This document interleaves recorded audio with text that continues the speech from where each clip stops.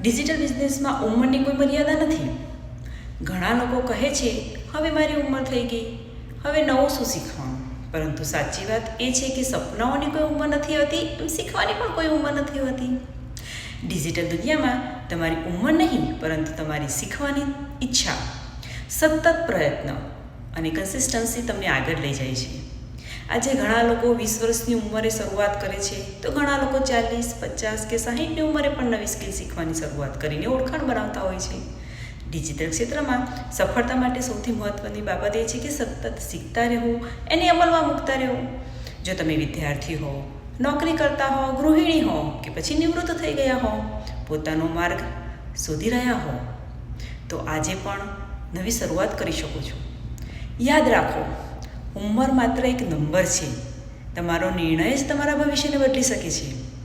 તેથી પોતાને ક્યારેય એવું ના કહો કે હવે મોડું થઈ ગયું છે. તેના બદલે કહો, આજે મારી નવી શરૂઆત છે.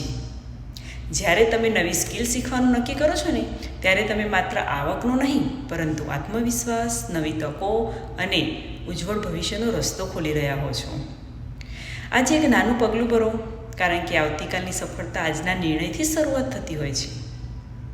તમારે પણ આવી નવી શરૂઆત કરવી હોય તો તમે મારો કોન્ટેક્ટ કરી શકો છો.